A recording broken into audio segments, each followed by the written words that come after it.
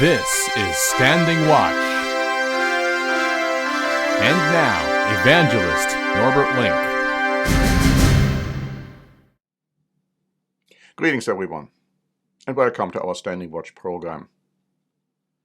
Sometimes when we are trying to deal with a problem, we may make matters worse.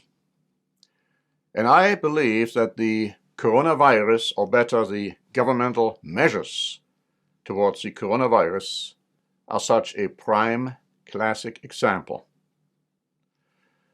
Let me just say that I believe that the coronavirus kills, but so do other sicknesses and diseases like the flu, like tuberculosis.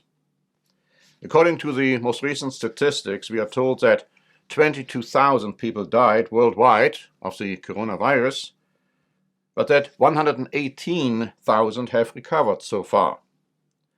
Now, on an average, the flu kills between 250,000 and 500,000 people each year.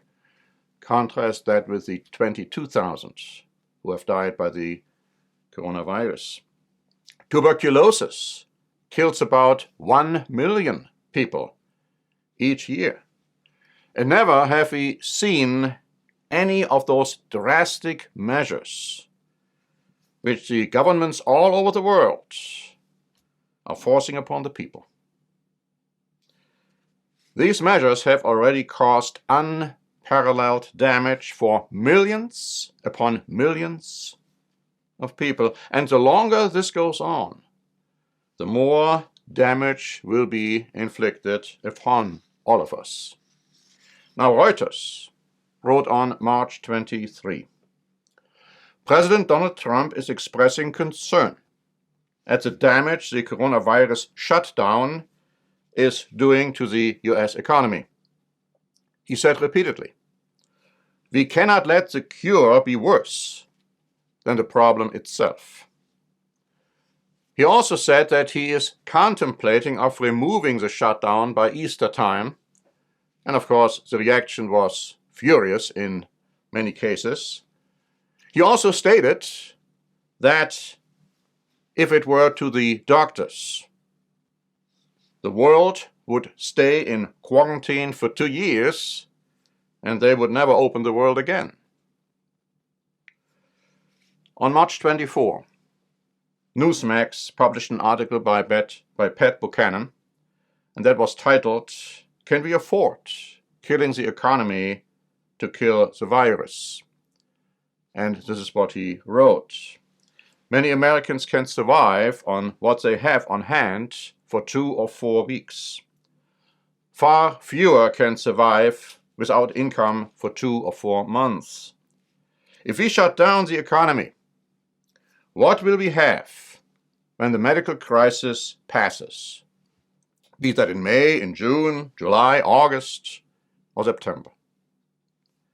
At some point, the country is going to have to open up the supply chains and take the risks to let the market work to provide food. Or people will engage in panic buying, hoarding, using any means to get what they need for themselves and their families. Reports of people in this heavily armed nation stocking up on guns and ammunition suggest a widespread apprehension of what may be coming. And if we don't get to normal pretty soon, we will have destroyed our economy completely. And there will be massive depression, suicides, even social unrest, civil war might be the consequence. Breitbart wrote on March 23. The president shared messages on Twitter thanking him for the suggestion to remove the restrictions. If Trump saves us from the depression everyone else was leading us into, by reversing the country's course on this, I am going to build a statue to him in my front yard, lawyer Robert Barnes wrote on Twitter. Trump wrote, "Robert, we will end up stronger than ever before. Thank you." Now, Robert Barnes is an American constitutional lawyer, He wrote an article asking whether we are quarantining the Constitution. And that's what he wrote. Do we really think it cannot happen here in America? Could we quarantine the Constitution? Are we doing it already? Governments across America already used the pandemic and the media-stoked panic to limit, restrict, or remove First Amendment freedoms of speech and free association, as well as freedom of religion. Others denied or declared the right to deny Second Amendment rights of gun purchase for personal safety. They want to coordinate with tech companies to spy on your everyday movements and activities in violation of the Fourth Amendment and potentially waive, unilaterally, your medical right to privacy. Stay-at-home orders deprive you of your profession, occupation, business, and property without any due process of law, all in violation of the Fifth Amendment. Governments request the authority to involuntarily imprison any American on mere fear of infection without any probable cause of crime or clear and present danger of harm by that person's conduct, deny access to personal counsel in an unsupervised manner in violation of the Sixth Amendment, and act as jury, judge, and executioner in violation of the Seventh Amendment, right to a trial by jury. He goes on to say, our founders were intimately familiar with pandemics, viruses, and plagues, yet they did not allow any to suspend our constitutional liberties. Not one word in the Constitution about plagues or pandemics to exempt the government from any of our Bill of Rights. Why do our current courts allow it? Because the public is asleep at the wheel. Think the pandemic threatens to kill us all? A review of the data shows the pandemic is more panic than plague. And then he says, it's time to wake up. It's really time to wake up.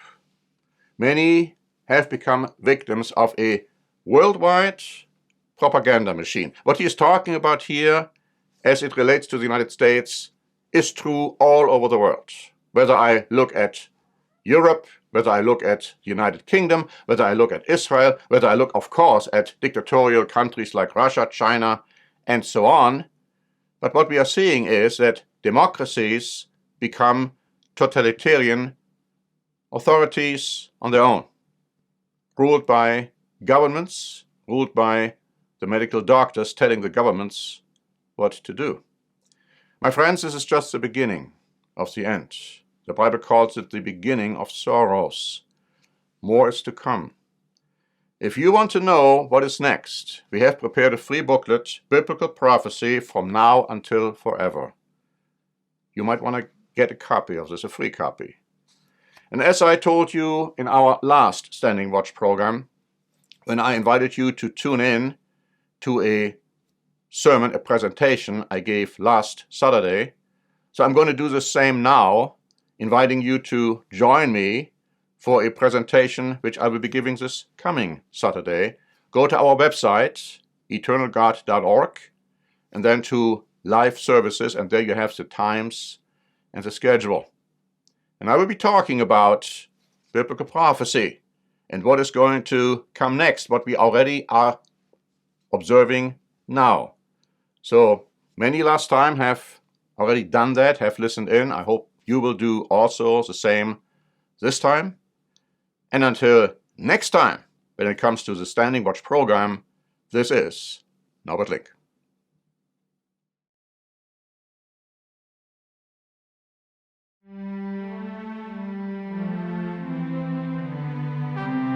Standing Watch is a presentation by the Church of the Eternal God, P.O. Box 270519, San Diego, California 92198. More information is also available at our website, eternalgod.org.